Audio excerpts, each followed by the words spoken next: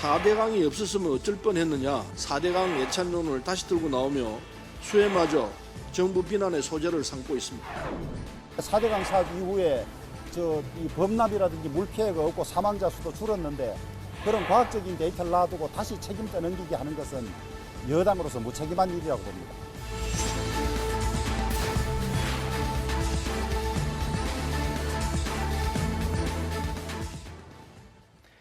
네, 폭우 피해 원인을 짚으면서 정치권에선 갑자기 4대강 보호 논란이 일고 있습니다.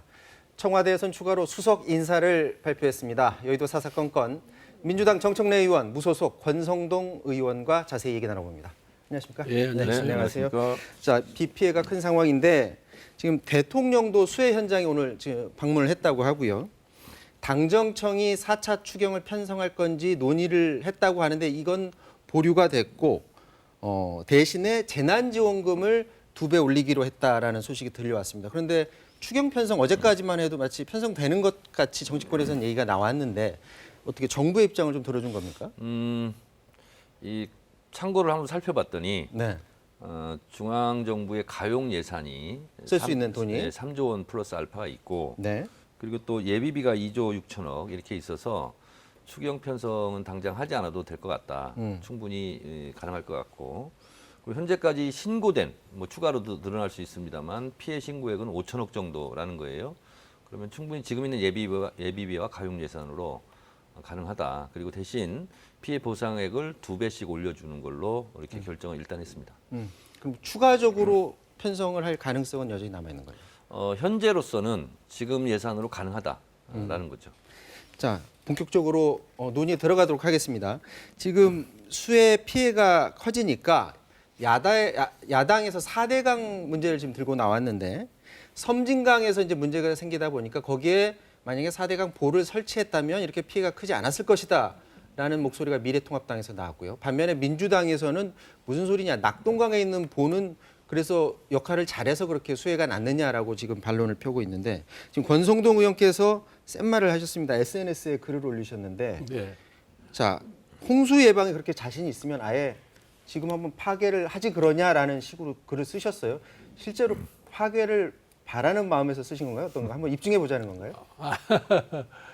원래 뭐 이제 치수와 이수, 물을 다스리고 홍수를 예방하고 또 그 물을 가둬서 또 우리 뭐 농사 이용하는 이수는 동서고금을 막론하고 최고 국가 지도자가 해야 될 역할이거든요. 네. 그런 차원에서 이제 4대강 사업을 했습니다. 근데 이번에 홍수가 났잖아요. 그러면은 홍수 복구에 우선 진력을 한 다음에 이 복구가 완료된 후에 원인 분석을 하고 그다음에 대책을 수립하는 것이 순서인데 갑자기 대통령께서 4대강 보호와 홍수의 상관관계가 있는지 한번 조사를 해봐라 하면서 이 마치 4대강 보호가 홍수의 원인인 것처럼 이렇게 좀 말씀을 이제 하셨어요. 그래서 제가 이건 순서가 아니다라는 차원에서 이런 얘기를 한 거고 그다음에 이 4대강 보호 문제만 하더라도 이것이 뭐 녹조의 원인이다, 홍수의 원인이다 뭐 이런 등등 해가지고 문재인 정부 출범 직후부터 환경부의 4대강 조사평가위원회를 구성해가지고 조사를 했잖아요. 그런데 그 지역 보호가 설치된 지역 농민들이 반대해가지고 단 하나도 지금 해체를 못하고 있는 실정이에요. 대통령 공약은 해체하겠다는 게 공약이었고 근데 하나도 못하고 있는 실정입니다.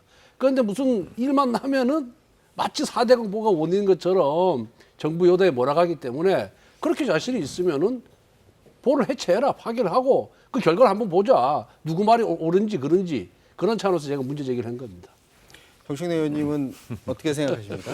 그 4대강이 홍수 예방 효과가 얼마나 있었느냐 하는 것은 이제 전문가들이 따질 영역이긴 한데요. 제가 그래서 저는 뭐 구체적인 지식은 없습니다만 전문가들 얘기를 좀 들어봤어요. 네. 그랬더니 서울대 이준구 교수라고 이분이 뭐라고 얘기를 하냐면요. 경제학과 교수죠. 네, 그렇습니다.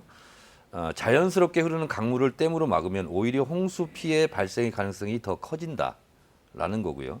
큰 비가 내릴 때 평소 강물이 자유롭게 흐르는 상황이라면 물의 양이 어느 정도 불어나 또 양쪽의 제방이 충분히 역할을 할 수 있다. 이게 뭐냐면 보를 했기 때문에 수심이 깊어지고 수압이 높아지고 그래서 홍수 피해 가능성이 더 있다라는 게 전문가들의 진단이고요. 그리고 창녕보 그 위에 260m 지점도 창녕보를 설치했기 때문에 이것이 계단식 호수처럼 돼가지고 네. 그 260m 앞선 지점까지 수압이 늘어나서 결국은 사고가 발생했다라는 게 이제 전문가들의 이제 분석이고요. 그리고 박근혜 정부 때 했던 감사원 결과는 뭐 이명 박근혜 정부 뭐 거의 뭐 쌍둥이 정권 아닙니까? 근데 4대강 50년간 31조 비용이 드는데 홍수 예방 효과는 0원이다. 이게 이제 박근혜 정부 때 감사원 감사 결과 발표거든요. 네. 그래서 지금까지 이 4대강에 대해서 감사원 발표가 여러 번 있었는데요. 홍수 예방 효과는 거의 없었고 그 이유는 원래 대운하를 계획했기 때문에 예를 들면 수심을 3m만 파야 되는데 그 배로 6m를 팠다는 거예요. 네. 배가 지나서 다닐 수 있도록. 그리고 대운하를 전제로 했기 때문에 보도 원래 위치라든가 원래 모양대로 보를 설치 못했기 때문에 오히려 이번에 홍수 피해가 더 있었다라는 게 이제 전문가들의 진단입니다. 지금 말씀하실 때 이제 계단식 그 호수가 됐다, 계단식 보가 됐다라는 말은 사실은 미래통합당의 전신이죠. 그 전 새누리당 비상대책위원이었던 이상동 전 의원 똑같은 말을 했었어요. 새누리당 당시의 비상대책위원이었는데 이분이 지금 말씀하는 게 4대강이 홍수 막았다는 건 황당한 거짓말이다라고 하면서 지금 말씀하신 거랑 똑같은 말을 반복을 하셨거든요. 이상돈 의원이 이 분야에 대해서 공부를 제대로 안 하고 지금 하시는 있는 말씀이에요. 네. 4대강이 설치되기 이전에는 매년 4대강 유역에서 홍수가 발생을 했습니다. 근데 4대강 이후에는 단 한 건도 발생 안 했어요. 이번에 유일하게 그 제방 관리를 잘못하는 바람에 창녕보에서 좀 터졌을 뿐이지 단 한 번도 발생 안 했거든요. 제가 여기 나오면서 조사를 해보니까 4대강 이전에는 매년 국가하천에서 이 홍수 피해 복구 비용으로 4조 2천억이 들어갔습니다. 네. 또 예방하기 위해서 8조 6천억이 들어갔어요. 그러니까 매년 12조 원 정도의 돈이 들어갔습니다. 그럼 오직 했으면은 노무현 정부 때 이 홍수 예방을 위해서 78조 원을 투입해서 모든 것을 다 치수를 하자, 그리고 이수를 하자라고 그 계획까지 세웠었거든요. 그 하나만 봐도 이 4대강이 홍수 예방에 얼마나 효과가 있다는 걸 알 수가 있는 것이고요. 그다음에 박근혜 정부 때 국무총리실에 4대강 조사평가위원회라고 있었습니다. 거기서도 감사원 감사 결과가 왔다 갔다 정권에 따라서 왔다 갔다 하니까 다시 조사했는데 거기서도 홍수 예방 효과는 97%다. 다만 보가 홍수 예방에 있는지 없는지에 대해서는 그건 좀 더 조사를 해봐야 된다. 이렇게 결론이 나왔거든요. 네. 그렇기 때문에 이거는 그 연구자에 따라서 또 학자에 따라서 4대강을 어떻게 평가해야 돼서 좀 극명히 갈리지만은 네. 결과적으로 봤을 때 4대강 사업 이전과 이후를 비교해 보면은 4대강 유역에는 홍수가 없다는 거. 이거 하나만 하도 그다음에 가뭄이 발생 안 한다는 거. 이 두 가지 실증적인 결과가 4대강의 유용성을 평가하는 저는 최고의 지표라고 생각합니다. 그 반대 결과를 좀 말씀드리면요. 네. 서울대학교 산학협력단이 2013년부터 2016년 4년치 자료를 토대로 발표한 걸 보면은요. 4대강 사업에 따른 경제성 분석에서 홍수 피해 예방 가치는 0원이다. 조금 아까 말씀드린 거고요. 네. 또 하나 자료는요. 고인이 됐죠. 민주당 임내연 의원이 국토위에서 제출한 자료에 의하면 4대강 사업이 시작된 2009년부터 2012년까지 4대강 지역 홍수 피해 금액은 1조 2,031억 원이었다는 거예요. 그래서 오히려 4대강 사업 이전 2008년에 523억이었던 홍수 피해 금액이 사업이 종료된 2012년에는 4,167억 원으로 8배나 급증했다는 겁니다. 그러니까 오히려 4대강 사업 이후에 홍수 피해액이 8배나 급증했다. 이런 자료도 또 있거든요. 네. 그래서 권성동 의원님이나 저나 이런 뭐 홍수 4대강 전문가는 아니지만 어쨌든 우리는 전문가들의 말을 어쨌든 신뢰할 수밖에 없지 않습니까? 그리고 뭐 그런 부분에 대해서 이전에는 올해 같은 큰 홍수가 없었기 때문에 이전의 자료보다는 이번에 홍수 피해가 컸고 비가 많이 왔기 때문에 이번에 한번 제대로 한번 검토해보자 하는 게 정부의 입장입니다. 그러니까 그 4대강 보가 유속을 물의 흐름을 좀 방해하는 건 맞죠. 댐을 가두고 있으니까. 근데 그 수압 때문에 마치 보가 제방이 터졌다고 주장하면은 댐 유역에 있는 보는 다 제방은 다 터져야 돼요. 소양강 댐이라든가 뭐 이런 화천 댐이라든가 춘천 댐이라든가. 그 수압 때문에 그 가둔 물이 보가 가둔 물보다 수압이 훨씬 세거든요. 이건 간이 때문에 불과하거든요. 보는. 네. 그렇기 때문에 그러면 제방이 다 터져야 되는데 제방 터진 데가 하나도 없어요. 그럼 결국 제방 관리를 잘못한 거죠, 정부가. 제방 관리 잘못한 걸 갖고 이제 마치 보에 무슨 큰 잘못이 있는 것처럼 호도를 하고 있다 이렇게 보이고요. 그다음에 비가 집중호우가 예상되면은 보호의 수문을 개방을 하면은 수압이 확 낮아져요. 댐도 마찬가지지 않습니까? 물이 많이 내리면은 수문을 열잖아요. 수문을 열면은 수압이 확 내려갑니다. 그런 관리를 정부가 해야 되는데 그 관리를 제대로 못한 거예요. 그래서 그런 책임을 물어야지 마치 4대강과 4대강의 보가 홍수의 원인 것처럼 이렇게 밀어붙여서는 안 되고요. 그다음에 이 정부가 보를 해체하려고 그렇게 했습니다마는 지역 농민들이 다 반대했지 않습니까? 데모하고 난리 났어요. 가뭄을 어떻게 방지할 것이냐. 이게 지금 이수란 말이에요. 물을 가뒀다가 가뭄이 들었을 때 농업용 물을 쓰거나 식수용 물을 쓰거나 이런 역할을 해줘야 되는데 그 역할을 할 물이 없으면 어떻게 할 거냐. 그래서 결국 이 정부가 처음에는 강하게 나갔다가 댐을 하나도 해체를 못한 겁니다. 지금. 그러니까 이 수를 보를. 하려면 예. 흘러가는 강물을 막는 것이 아니라 저수지 같은 걸 만들어야죠. 그게 정상적이 아니겠습니까? 어쨌든 자연이라는 것은 법이란 자가 뭐냐면 물이 가는 것처럼 해라. 그러니까 물이 가는 길, 자연스럽게 가는 길을 막고 그러기 때문에 녹조라태 같은 게 생기고 그랬어요. 근데 저는 어찌됐든 이렇게 수해를 입어서 국민들이 신음하고 있는 이 마당에 정치권에서 이 문제를 가지고 지금 막 이 논쟁을 하는 것 자체는 굉장히 죄스러운 일이고 어쨌든 홍수 피해가 좀 마무리된 다음에 이 4대강 문제 같은 경우는 그야말로 전문가들을 다 총동원해서 이 4대강이 어느 정도 홍수 예방 효과가 있었고 아니면 얼마나 피해를 키웠고 그렇기 때문에 보를 해체해야 되고 아니면 보를 해체하지 말아야 되고 이런 부분은 이 국면이 좀 끝나고 얘기했으면 좋겠어요. 그러니까 지금 말씀하신 부분이 사실 일부 국민들이 좀 혼란스러운 게 지금 한창 재난이 이어지고 있는 상황인데 지금 4대강 얘기가 나왔는데 권성동 의원께서는 대통령이 먼저 얘기를 꺼냈다고 했는데 사실 그 전에 섬진강에 보가 있었다면이라는 말이 먼저 나오지 않았었나요? 그때 이제 말이 나오면서 이게 논란이 되지 않았어요? 그거는 이제 뭐 일반 정치인이나 일반 시민들은 무슨 얘기든 다 할 수 있죠. 그렇지만 국가 최고 책임자의 말 한마디는 굉장히 무겁거든요. 그래서 제가 이게 지금 한창 홍수가 나서 피해 복구 중인데 국민들은 다 고통 속에 고통을 받고 있는데 국가 최고 지도자가 빨리 복구를 해라. 그리고 복구한 후에 원인이 뭔지 한번 살펴보자 정도만 말씀하셨으면은 제가 뭐하러 이렇게 반박을 했겠습니까? 그런데 마치 홍수의 원인이 4대강 보여 있는 것처럼 말씀하시니까 이건 아니다. 이거는 국민에 대한 도리가 아니다라는 차원에서 제가 지적을 한 겁니다. 근데 이제 말의 순서는 바로 잡아야 되는데 4대강 아니었으면 뭐 전국이 더 잠겼을 거다. 이렇게 먼저 공세적으로 나온 것이 소위 친이계 정치인들이에요. 그러니까 마치 여론이 호도될 수 있잖아요. 네. 그래서 그걸 바로잡는 차원에서 이제 대통령께서 한 말씀 하신 거고 그래서 너무 과도합니다, 지금. 사실 이런 말을 할 말은 아니지만 이명박 대통령이 4대강하고 다스 때문에 망한 거예요. 근데 이걸 다시 들고 나오는 것은 이명박 대통령하고 친했던 정치인들이 이명박 대통령을 저는 2번 죽이는 꼴이다 이렇게 생각합니다.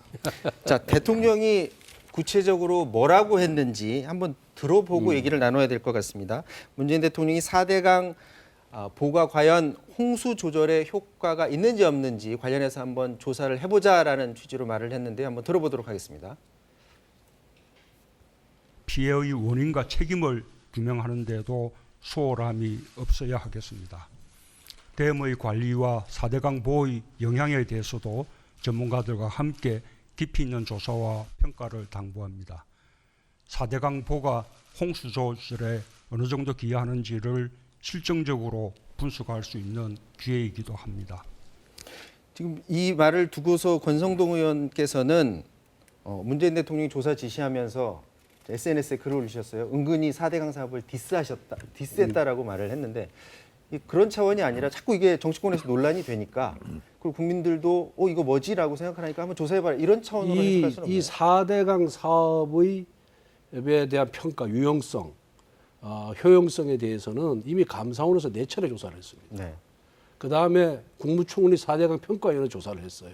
거기 그 보면은 보고서가 이렇게 두껍습니다. 그 보고서에 보면은 이 효용성이 뭐고 그다음에 문제점이 뭐고 뭘 보완을 해야 되고 다 나와 있습니다. 네. 홍수 예방 효과가 97%나 나와 있어요. 왜 박근혜 정부도 이 4대강 사업에 대해서는 좋은 평가를 안 했었거든요. 이미 다 나와 있는데 또다시 지금 대통령께서는 이 4대강 보호와 홍수의 상관관계를 조사해보라고 말씀하시는 거거든요. 네. 그럼 대통령이 저렇게 말씀하시면 이건 부정적인 인식을 갖고 있다는 표시예요. 그러면 그 밑에서 이걸 수행하는 환경부나 국토부 공무원들이 대통령의 뜻에 맞춰서 조사를 하고 할 것인지 이게 객관적으로 냉정하게 평가할 수 있겠습니까? 그러니까 결국은 대통령의 저런 말씀은 결국은 지난 정권의 문제 때문에 잘못 때문에 이번에 홍수가 발생한 것이다. 내 책임은 아니다. 라는 것을 강조하기 위해서 저렇게 말씀하신 거라고 저는 평가할 수밖에 없는 거예요. 저는 오히려 반대로 해석을 하는데 4대강 건설 이후에 올해처럼 이렇게 많은 양의 비가 내려서 홍수 피해가 있었던 적이 없었다. 그래서 그 이전의 조사보다는 오히려 올해 비가 많이 내렸을 때 오히려 조사하는 것이 보해 효용성을 평가하는데 좋은 기준이 될 것 같다. 이런 대통령의 선한 의도를 가지고 말씀하신 것을 그렇게 그냥 속으로 꼬여가지고 그렇게 얘기하시면 어떡합니까? 일단 역대 최장 기간 장마는 그렇습니다. 그거는 이제 분명한 맞는 지난 사실이에요. 장마인데 국지적으로 보면은 태풍이나 이런 게 와서 이번에는 전국적으로 비가 많이 내렸지만은 국지적으로 볼 때는 뭐 한강 유역이라든가 낙동강 유역이라든가 영산강 유역이라든가 못지않게 왔다. 예, 비가 금년보다 더 많이 온 적이 있어요. 네. 그렇기 때문에 잠깐만 저런 식으로 호도하지 말고 결국은 4대강 언급한 거는 일종의 지침을 준 거예요. 대통령 말씀 한마디가 얼마나 중요합니까? 그걸 받아들이는 공무원 입장에서는 뜻에 거슬리려고 안 하거든요. 그렇기 때문에 이거는 우선 시기도 이런 발언한 시기도 적절치 못했을 뿐만 아니라 그냥 피해 복구하고 피해 원인이 뭔지 한번 밝혀보자. 이렇게 말씀하시면 저도 이렇게 해석을 안 하죠. 그렇지만 4대강 보라 콕 집어서 말씀하셨거든요. 여기는 무슨 정치적 의도가 있는 거다. 이렇게 해석할 수밖에 없습니다. 이렇게 이제 해석을 하시면 네. 지금 이제 실질적으로 조사가 들어갈 거예요. 그럼 네. 조사가 들어가면 조사위원이 어떻게 구성이 되는지, 조사 방법이 어떻게 되는지 또 이것 때문에 정치권에서 또 논란이 일어날 가능성도 있을 것 같아요. 명약 관화해 보이죠. 그래서 정치적으로 휘둘리지 않는 그야말로 그 분야의 최고의 전문가들로 구성을 해야 될 것 같고요. 그래서 제가 지금 오늘 방송 때문에 대한하천학회 네. 발표문도 한번 이렇게 살펴봤어요. 봤는데 낙동강 제방 유실은 파이핑 현상 때문에 이것이 이제 무너졌다 뚝이 네. 이런 거예요. 그래서 우리 같은 경우는 비전문가들은 파이핑 현상 이 처음 들어보는 말이지 않습니까? 그래서 저도 이렇게 봤더니 이런 거예요. 뚝 같은 경우도 바늘구멍 하나가 구멍이 나면 전체 뚝을 무너뜨릴 수 있는 것처럼 파이프 라인처럼 이렇게 약한 집안이 있었다는 거예요. 그래서 그런 것은 사실은 미리 예측한 사람이 별로 없었잖아요. 터지고 나니까 파이핑 현상 때문에 뚝이 무너졌다. 그러면 우리 일반인이 보지 못하는 전문가들의 눈의 시각으로 그야말로 객관적으로 보해 효용성 이런 거 한번 평가해보자는 거예요. 근데 권성동 의원님처럼 저렇게 야당에서는 뭐 좀 이상하게 삐딱하게 좀 해석할 수도 있는데 저는 오히려 대통령께서 올해 이렇게 비가 많이 왔기 때문에 쉽게 얘기하면 재료들이 풍부하다는 거 아니겠습니까? 그래서 그건 정치적 논란을 하지 말고 전문가들한테 그냥 맡겨놓고 했으면 좋겠어요. 근데 이 전문가 구성 때부터 보면요, 이게 감사가 4번 이루어졌는데 결과가 다 달라요. 물론 일관된 결과는 그래도 홍수 예방 효과가 있다는 결과가 있지만은 뭐 구조물에 있어서 뭐가 문제가 있다든가 이런 건 다 다르거든요. 다 다른데 대통령이 저렇게 말씀하셨기 때문에 그 다음에 이 정부 여당이 4대강에 대해서 부정적인 평가를 하고 있다는 거, 부정적인 인식을 갖고 있다는 걸 다 알고 있기 때문에 이 위원회 구성할 때부터 아마 친정부, 친여당 인사로 다 구성을 할 거예요. 그러니까 객관적이고 과학적인 접근이 굉장히 어렵다. 그리고 제가 감사원한테 매번 뭐라 그랬어요. 너희들은 어떻게 정권이 바뀔 때마다 결론이 달라지냐.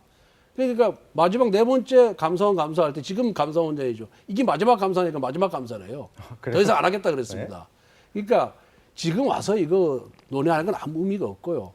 재반 관리 좀 제발 정부에서 파이프 현상이 안 일어나도록 재반 관리 평소에 좀 제대로 했으면은 이번에 창녕 그 뚝이 안 무너졌을 겁니다. 그렇기 때문에 지금 와서 이런 그 쓸데없는 논쟁, 소모적인 논쟁 할 필요 없고요. 댐 관리 철저히 하고요. 재반 관리 철저히 하고 그리고 평상시에 점검 제대로 하고 그러면은 저는 홍수 예방 충분히 할 수 있다고 생각합니다. 그러니까 권성동 의원님도 쓸데없는 의심 좀 하지 마세요. 알겠습니다. 저 권성동 의원님 말씀 들으니 이제 앞으로 조사 단계 들어가면 지금 미래통합당 의원들의 말이 아마 많이 나올 것 같고요. 과정에서 계속 혼란이 조금 있을 것 같습니다. 자, 다음 주제로 넘어가 보도록 하겠습니다. 청와대에서 오늘 청와대 수석에 대한 인선을 발표를 했는데 국민소통수석에 정만호 강원도 전 경제부지사를 내정했고요. 사회수석에 윤창열 국정운영실장, 국무총실 산하 실장을 내정을 했습니다. 이로써 모두 5명을 교체를 했습니다. 특징은 모두 사실상 1주택자라는 점인데 특히 어제도 이 말을 했는데 1주택자라는 점이 이제 언론을 통해서 많이 조명을 받고 있습니다.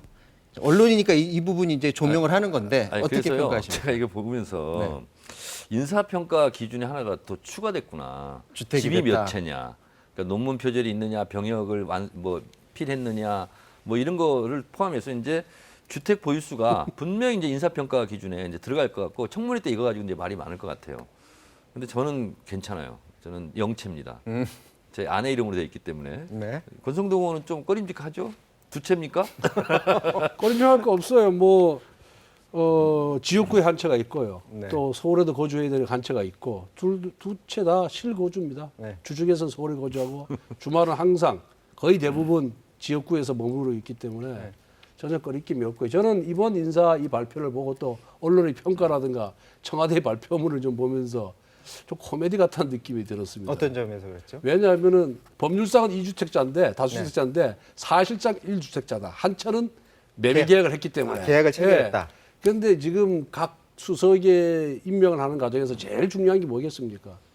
그분의 전문성이에요. 네. 이 사람이 시민사회 수석으로서 시민사회 소통을 제대로 할 것이냐, 경제수석으로서 대한민국 경제 방향을 바로 이끌어 갈 것이냐, 여기에 초점이 맞춰져야 되는데 이게 뭐 부동산 정책을 잘못하는 바람에 온갖 초점이 저 사람이 다주택자냐, 1주택자냐, 1주택자는 괜찮고 다주택자는 안 된다. 이렇게 바라보는 시각이 또 청와대에서도 이 사람은 1주택자이기 때문에 청와대 수석 자격이 있다 이렇게 얘기하는 거는 그게 코미디지 그게 뭡니까? 그러면 권성동 의원이 보시기에 지금 5명 예. 그 인선 중에 예. 이거는 잘못된 인선이다라고 생각하는 아니 뭐 잘못된 부분이나 인선이라 그런 게 그런 건 아니라 없어요? 뭐 다 잘못됐다고 얘기하겠죠. 잘못된 인선이나 그런 건 저도 그분들을 속속들이 모르기 때문에 뭐라 평가하기가 어려운데 왜 이 사람이 전문성과 능력을 앞에 내세우지 않고 왜 1주택자인 것을 내세우느냐, 무주택자인 걸 내세우느냐, 이것은 잘못되고 본말이 잘못된 것이다. 다주택자를 하더라도 자기 능력과 적성, 전문성이 있으면은 더 국가와 국민을 위해서 잘할 수도 있는 거예요. 그래서 이 뭐 청와대 이 정부 들어서 청와대 인사를 주로 이 정권과의 친소 관계라든가 뭐 낙선자 구제 등에 초점을 맞춰줬는데 이번에는 다시 다주택이냐 1주택이냐의 초점이 부동산에 초점이 맞춰진 걸 보면서 이건 정말 좀 잘못된 것이 아닌가 이런 생각이 근데 한 듭니다. 가지 바로 잡아야 될 게 청와대에서 인선을 발표하면서 이렇게 발표한 게 아니라 언론에서. 언론이 거기를 아니, 그게 주목을 아니라 했던 거죠. 사실상 1주택자라는 발표는 청와대에서 했어요. 자, 권성동 법률상은 의원님, 2주택자인데 이건 이런 거예요. 권성동 의원이 비교적 합리적인 보수라서 네. 저 언론적인 말은 맞는 말이에요. 주택 보유 숫자가 중요한 게 아니라 전문적인 역량이 잘하는 게 있는지 중요한 거죠. 적재적소 인재를 배치했는지 저렇게 지적하는 건 맞아요. 네. 맞는데 그러면 청와대에서 이 사람은 1주택자예요. 다주택자가 아닙니다. 이렇게 발표한 게 아니고 네. 쭉 이 사람이 어떤 일을 해왔고 그래 전문적인 역량이 있고 여기에 그래서 맞는 인사다라는 걸 다 발표를 하고 그리고 이 사람은 1주택자다. 그렇습니다. 그렇게 발표를 한 건데 언론은 다 1주택자냐 아니냐로 초점을 다 맞춰버리는 거예요. 그래서 그분의 역량과 자질 이런 부분은 언론이 보도를 안 했기 때문에 마치 1주택자냐 아니냐만 부각이 된 것처럼 보이는데 사실은 그게 아니다라는 거죠. 지금 어제 오늘 지금 권성동 의원이 언론에 굉장히 많이 주목을 받고 있습니다. 또 SNS에 글을 올리셨더라고요. 글쎄요. 6명이 사표 낸 게 레임덕 조짐이다라고 말을 했어요. 이걸 레임덕으로까지 이어질 수 있나요? 어떤 지점에서 그렇게 보신 겁니까? 우선 대통령의 국정 운영 지지도가 하락하고 있잖아요. 네. 그다음에 여당의 지지도도 하락하고 있어요. 그리고 이 부동산 정책 실패의 책임을 부동산 정책 설계자들이 지지 않고 정부라에서 지금 책임을 지고 있는 거예요. 그리고 김정은 민정수석 같은 경우는 뭔 의미인지 모르지만은 여하튼 시가보다 높은 가격에 매도 의사를 내놨다가 철회를 했어요. 또 안 팔겠다는 얘기겠죠. 이런 측면에서 봤을 때는 결국은 자리를 지키는 것보다 집을 지키는 것이 낫겠다. 이주택자들 지금 다 나왔지 않습니까? 이번에 네. 김정은 수석도 그렇고 다른 수석도 그렇고. 그런 측면에 봤을 때는 만약에 이 사람들이 정말 대통령에 대한 충성도가 있고 국민을 생각한다 그런다면은 집을 팔고 청와대 지켜야죠. 지키지 않고 나왔다는 거는 경제적 이익을 내가 취하겠다고 생각한 거는 결국 이제 레임덕의 시작이다. 저는 그렇게 볼 수밖에 없습니다. 자, 근데 제가 이 시대 참 조사인으로서 네, 또 조사해 오셨죠? 예, 네. 갤럽에서요 노태우 대통령부터 역대 대통령 지지율 평가를 분기별로 다 했습니다. 근데 지금 문재인 대통령이 지지율이 46%예요. 4년 전이죠. 요 시기에 박근혜 대통령이 43%였어요. 근데 이때가 집권 후반기에 박근혜 대통령으로서는 최고점이었습니다. 그리고 그 다음 분기에 40, 그 다음 분기에 33, 32, 12, 그리고 이제 탄핵이 됐거든요. 그래서 이 43%라는 것은 43%보다 문재인 대통령이 3%가 더 높은데요. 이때 언론의 평가는 뭐냐면 박근혜 정부 대통령 지지율 고공행진, 콘크리트 지지율 이렇게 평가했던 것이 40%대였어요. 문재인 대통령은 그렇게 따지면은 43% 이하로 내려가 본 적이 없어요. 계속 콘크리트 지지율이에요. 박근혜 정부 때 그 언론의 평가에 의하면. 그래서 이걸 가지고 레임덕이 왔다라고 지적하는 것은 박근혜 정부 때를 한번 생각해 보시라. 박근혜 정부 때라면 콘크리트 지지율로 칭송받을 때다. 이렇게 말씀드립니다. 이제 문 대통령이 지지율이 워낙 고공행진을 했잖아요. 네. 60%가 넘는 어떤 때 70%까지 하다가 갑자기 이제 뚝 떨어진 거예요. 뚝 떨어졌으니까 그리고 이제 집권 후반기를 가고 있습니다. 지금 집권 3년이 지났지만 제대로 된 성과를 지금 내지 못하고 있는 거예요. 못하고 있으니까 이렇게 평가할 수 있는 거죠. 권성동 의원님, 평가를 우리가 하고 싶은 대로 하니까 제가 너무 그렇게 데이터를 반박하지 보고 마세요. 말씀드리는데요. 갤럽에 2년차 3분기가 55%였고요. 그 다음에 4분기가 46, 그 다음 분기가 45, 45, 44, 46. 아, 그러니까 통계 수치를 내지 말고 지지율은요 계속 똑같이 지금 나오고 있어요. 갑자기 지금 무슨 네임덕 현상을 얘기하려면 차라리 55%에서 46%로 떨어졌던 2년차 4분기 때 얘기를 했어야죠. 이게 데이터가 주는 하여튼 과학입니다. 우리가 과학. 그 레임덕 현상이 오지 않도록 우리 정청래 의원님이 좀 앞장서서 그 민심 이반 정책 좀 폐지하고 국민들 뜻에 맞춰서 정치하도록 충고를 잘해 주시기 바랍니다. 자, 대통령 네. 얘기는 이 정도로 하고요. 그래도 이제 민주당에서는 좀 긴장하셔야 될 것 같은 게 지금 미래통합당 지지율이 계속 오르고 있습니다. 오르고 있어서 한 조사 결과를 봤더니 오차 범위 안으로 지금 따라 붙었어요. 지금 화면에 나오고 있는데, 네, 지금 보면은 8월 1주 차에 35.1, 34.6 해서 0.5% 포인트 오차 범위 안으로 따라 붙었는데 당 내에서 어제 보니까 미래통합당 장제원 의원도 그런 얘기를 하시던데 민주당 내에서는 지금의 이 현상을 어떻게 분석을 하고 있습니까? 우선 제 개인적인 지론은요. 네. 제가 3, 4년 동안 방송을 많이 하면서 계속 강조했던 얘기가 미래통합당 지지율이 올라야 된다. 야당이 세고 건강해야 또 여당도 건강하고 그 국정 운영을 잘할 수 있다. 근데 지지율이 너무 낮으면 여당에서 자칫 자만할 수 있잖아요. 네. 그런 면에서 봤을 때 통합당 지지율이 오르는 것은 저는 나쁘게만 보지 않습니다. 그래서 통합당에게 축하를 드립니다. 근데 여론조사 전문가들한테 제가 좀 의뢰를 해봤더니 그러면 야당이 야당 역할을 제대로 잘하고 있느냐? 아니다가 7, 80%라는 거예요. 그래서 지금은 반짝 효과가 있어서 올랐지만 이것이 최고치가 아닐까라는 게 이제 여론조사 전문가들이 분석하는 걸 제가 좀 들었습니다. 그런데 분명한 것은 여당으로서는 지금 호재보다는 악재가 있는 게 사실이죠. 코로나19 때문에 고통받고 있죠. 부동산 적색 때문에 국민들이 좀 불만이 있죠. 거기다가 최악의 지금 수해로 삼중고를 겪고 있기 때문에 거기에 대해서 무한 책임을 지는 정부 여당으로서는 그 짐이 다 정부 여당으로 오는 건 사실이에요. 그래서 안 좋은 건 사실이고 그래서 저희는 하심, 더욱더 민심 속으로 아래로 내려가야 된다. 그렇게 제가 당내에서 주장을 하고 있고 의원들도 많이 그렇게 생각하고 있습니다. 권성동 의원님 말씀은 지금 영상을 하나 보고 한번 들어보도록 하겠습니다. 통합당이 최근에 이렇게 지지율이 오르고 있는 가운데 지금 호남에 특히나 공을 들이고 있습니다. 김종인 비대위원장의 말 한번 들어보도록 하겠습니다. 광주 방문하신다고 기사가 났는데요. 19일 날 갈 거예요.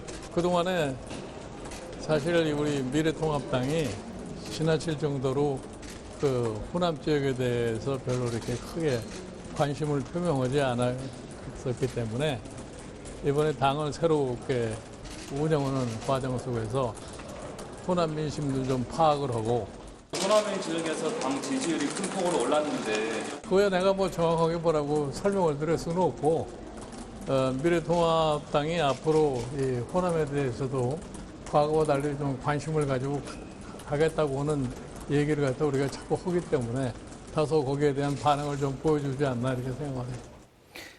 자, 시간이 다 돼서 이제 한마디씩 짧게 듣고서 마쳐야 될 것 같은데요. 저 권성동 의원님, 지금 김종인 비대위원장이 나름 갖고 있는 전략이 지금 들어맞아서 통합당 지지율이 지금 올라가는 것으로 혹시 분석을 하시는지, 그리고 지금 같은 추세를 계속 이어가려면 통합당 입장에서는 어떻게 해야 된다고 보시는지요?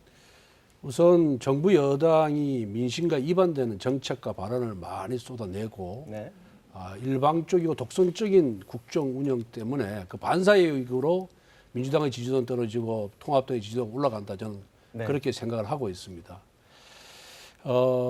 그런데 이제 김종인 비대위원장이 와서 이슈 선점을 저는 잘했다고 생각해요. 그리고 별다른 실수를 지금 하지 않고 있거든요. 근데 이것만으로는 부족하고 네. 결국은 정부 정책에 대한 비판도 잘 해야 되겠지만은 대안을 잘 내놓고 국민을 설득하는 작업을 제대로 해야 통합당의 지지도가 좀 더 올라가고 공고해지리라, 이렇게 생각을 하고 있습니다. 네. 김종인 위원장도 그런 면을 알고 있기 때문에 아마 호남을 공략하고 그런 면이 좀 있어 그리고 보이고요. 호남 뭐 공략이라기보다는 사실 뭐 호남의 통합당의 호남 지지도가 전무한 거나 마찬가지거든요. 네. 사실 어떻게 통합당 측에서는 손을 놨다고 해도 과언이 아닐 정도 네. 겁니다. 그렇지만은 이제 이렇게 관심을 표명한 것이 일시적인 것이 아니라 지속적으로, 네. 그리고 그분들의 아픈 마음을 어루만져주는 그런 행동으로 옮겨져야 된다고 생각합니다. 네, 어떻게 보십니까? 메시지보다 메신저가 더 중요하다. 같은 말을 하더라도 누가 말하는가에 따라 다르다.